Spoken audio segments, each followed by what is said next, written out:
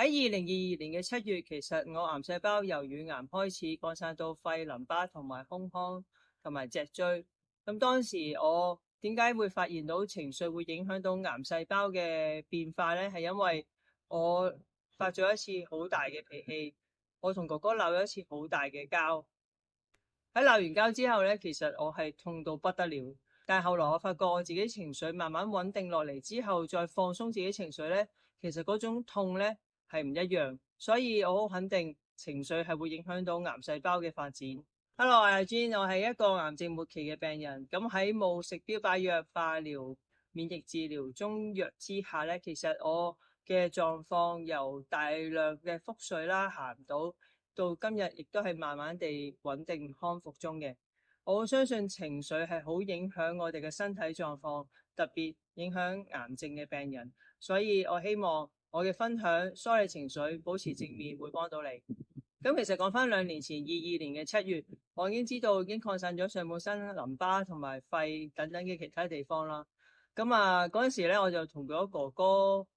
去探親啦，同埋諗住接媽咪喺加拿大翻嚟。但係因為沿途咧，我哥哥一直都係好緊張，佢每日望住我嘅心情咧，好似就係提醒我就嚟死啦，我就嚟死。同埋咧，我係不論我食乜嘢，佢都坐喺隔離度望住我，唔俾我食咩，唔俾我食咩。但係其實咧，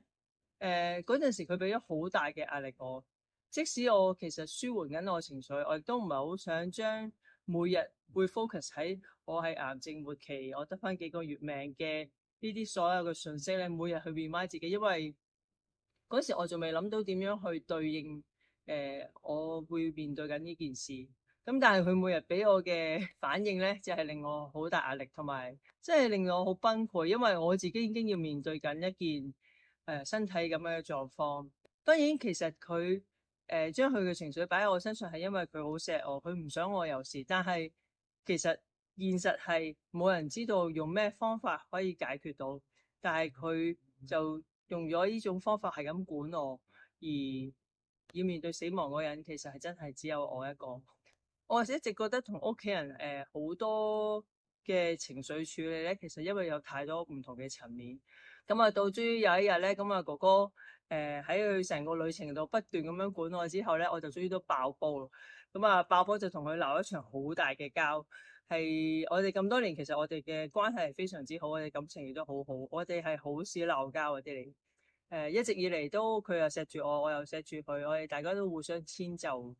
就好少，真係好少鬧交。細個我哋都好少鬧交。嗰次真係鬧咗好大嘅交，即係佢又掉嘢，我又掉嘢，跟住就即刻要離開，我就走咗去。嗰陣時我人喺加拿大啦，我就當我好嬲之後，我都仍然知道我要慢慢平復情緒，因為我都知道自己當時嘅身體狀況。我就沿路行咗個幾鐘嘅路，一直都慢慢平復情緒啦。但係之後嗰一個禮拜咧，我相信嗰陣時係淋巴痛，因為嗰種痛係嗰一個禮拜佢會突然之間不斷，同埋個次數好頻密，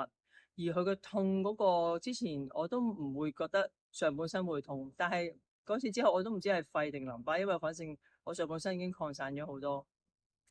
就淨係痛到我每次一痛咧，係有啲好刺痛、好尖嘅痛，成個上半身咁樣，好似真係俾電擊咁樣。跟住我每次一痛嗰時咧，我就要即刻撳住，跟住再坐低慢慢呼吸，先唞到落嚟。所以嗰時其實我首先知道我嬲咗嗰次之後，嗰個禮拜就已經話咗俾我聽，我嬲完嗰次嘅情緒影響到我成個癌細胞係再惡化咗。第二樣嘢就係我真係知道我應該好快就死嘅嗰時，因為個感覺係嗰啲痛我係完全控制唔到，同埋嗰啲痛我已經開始要成個人停止，仲要每次都要慢慢用花時間去舒緩，即係嗰種感覺係覺得唔關食唔食止痛藥事，因為嗰啲痛係冇食止痛藥，咁短時間你一食唔切嗰啲止痛藥，同埋唔係止痛藥就代表佢唔會痛，係我身體真係惡化嘅。然之後再一個禮拜之後咧，我哥就提早翻咗香港先，我就繼續留喺加拿大，就等陪媽咪由加拿大翻香港嘅回程啦。但係喺佢走咗之後咧，我繼續去調整自己情緒啊，去梳理之後咧，慢慢嗰個痛嘅次數同埋嗰個程度咧係有遞減嘅。雖然唔係即刻，但係真係慢慢遞減。所以嗰個禮拜我就好肯定，原來我嘅情緒係好明顯影響緊我嘅 cancer 呢個惡化程度。然之後我就好肯定，情緒既然影響到我身體健康，我就一定要保持正面同埋保持平和嘅心情。所以一直以嚟我都會係咁講啊，點樣去舒緩啊，點樣去保持平和嘅心情啊，聽歌好，做 meditation。咁但係始終情緒點解要成日要梳理情緒啊，釋放好多自己舊嘅負能量？我成日話要釋放你嘅執念啊，釋放以前嘅舊創傷啊，係因為如果你繼續有嗰種念頭喺度，其實你冇變過，你始終嗰啲嘢令到你嬲，你就會繼續嬲；嗰啲嘢令到你傷心，你就會繼續傷心。嗰啲全部都係負能量。正正因為咁樣，我先會成日都會講點解我會話釋放你以前嘅執念，釋放你嘅舊創傷，釋放你所有以前睇唔開嘅嘢，而去轉過一個念頭，用正念咧，其實係要徹底由你個心去改變，你先會有你平時嘅情緒嘅穩定。否則你再重複同一件事件，其實你都係會繼續嬲，你都會繼續情緒好波動。所以一切所有嘢唔係就係口講話啊，我好正面啊，我冇嘢㗎，唔係就係扮開心、扮笑就代表冇事。因為你嘅心底其實好清楚，你有好多嘅嘢你未拆開，你未解開，其實你唔會坦然全然地咁樣去開心，咁樣好單純地笑，好純粹嘅快樂，好純粹嘅心情平和，係唔一樣嘅。其實梳理情緒、保持正念咧，真係唔係淨係癌症病人先需要。因為其實平時日常生活，如果你可以保持正念，保持一個好開心嘅生活咧，其實你嘅生活已經改變緊。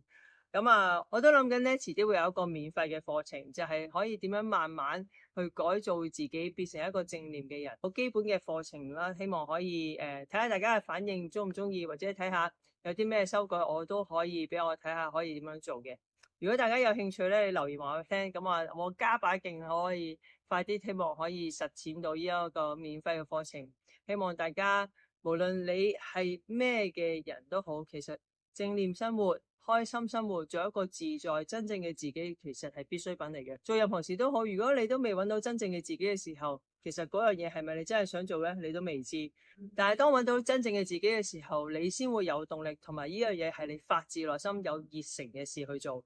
成件事就唔同晒，你就會知道你人生生活方向係咩，你每日可以過得好自在、好輕鬆，因為你好清楚你目標係咩。我哋點解成日停滯不前？點解成日都諗唔到自己想做咩？係因為我哋從來都冇同自己內心去溝通。希望我呢個免費課程可以有初步可以令到你 feel 到呢種嘅感覺。有興趣話俾我聽，等我快啲去加把勁去完成呢件事，亦都希望可以分享俾更加多人聽。好啦，今次係咁多，拜拜。